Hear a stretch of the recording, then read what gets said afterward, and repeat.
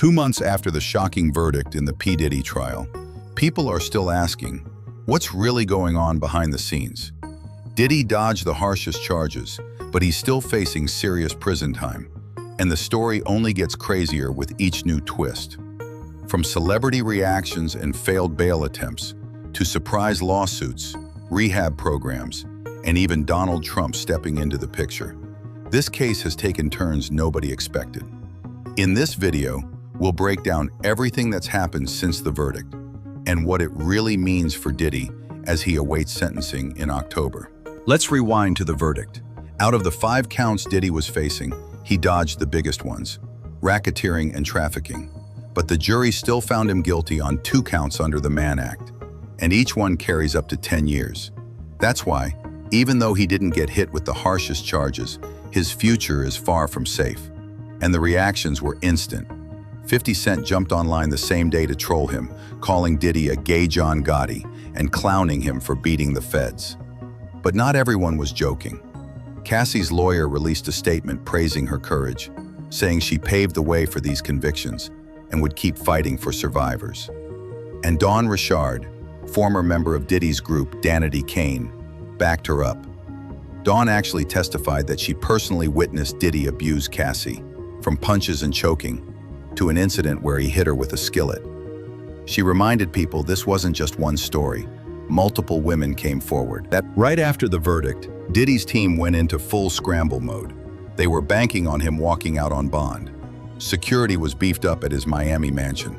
Paparazzi were swarming the island, and his lawyers even had a private jet on standby in New York, ready to fly him home the second a judge said yes. But that moment never came. Instead, the judge shut it down, pointing directly to Diddy's violent history. Remember that infamous video of him attacking Cassie? That, plus multiple testimonies from other women, including a Jane Doe who said he got violent even after the 2024 raids, painted him as a danger to the community. His lawyers tried again and again. First a $1 million bail, then later a $50 million bond package tied to his Miami estate, complete with home detention and electronic monitoring. But every time, the judge said no. To the court, it didn't matter how much money Diddy threw on the table. The risk was simply too high. While Diddy's lawyers were fighting for bail, the reactions across the culture were split. Rapper Boosie Badass spoke out on Instagram.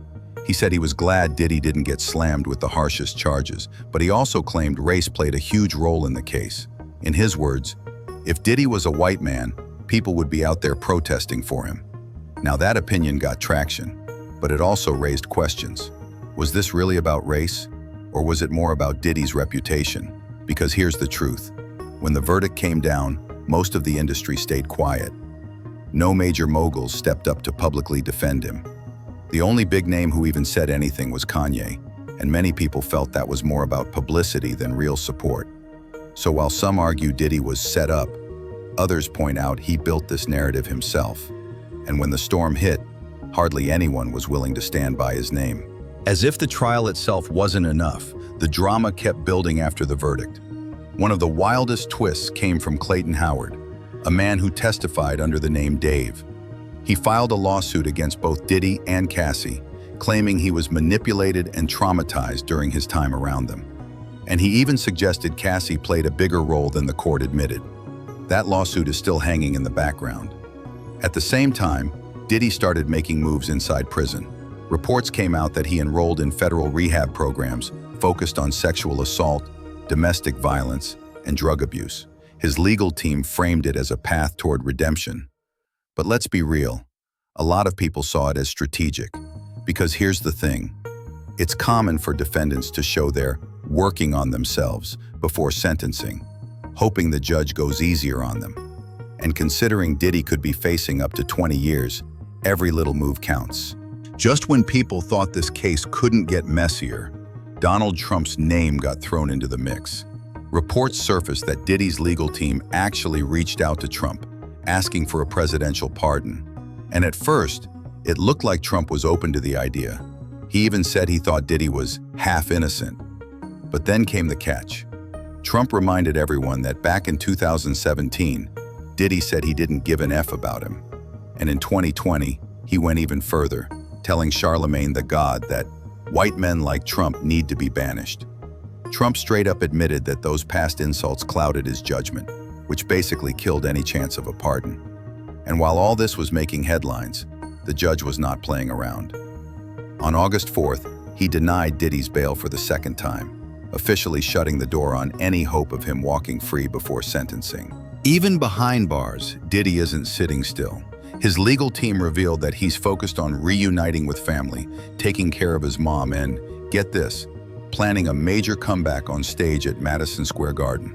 But it's not just about post-prison plans. In late August, his lawyers pushed hard to get the two Mann Act convictions thrown out and even requested a new trial. They argued that these convictions weren't really meant for a case like his. According to them, Diddy never personally transported anyone, and his role was more voyeuristic, watching, recording, but not profiting. Prosecutors fired back immediately, calling the motion complete nonsense. They painted Diddy as the mastermind behind the operations, pointing out that many encounters weren't filmed, and when they were, the women didn't even know they were being recorded. In their eyes, this wasn't porn, it was exploitation. So where does this leave Diddy? His sentencing is set for October 3rd, just around the corner. While he technically faces up to 20 years, prosecutors estimate he'll serve 51 to 63 months, around 4 to 5 years. With time already served, that likely means 2 to 3 more years behind bars. Considering the gravity of the charges, many see that as a relative win for Diddy. No one really expected this outcome, not Diddy, and definitely not the public. But the truth is, the story isn't over yet. Bail appeals, new lawsuits, and possible public backlash will continue to make headlines until sentencing. One thing is clear, this case has shaken the music world, the court system, and the public's perception of one of hip-hop's biggest moguls.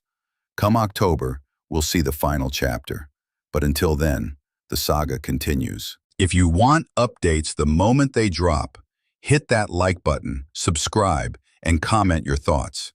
Do you think Diddy will get a lighter sentence? Or is this just the beginning? Let us know below. Peace out.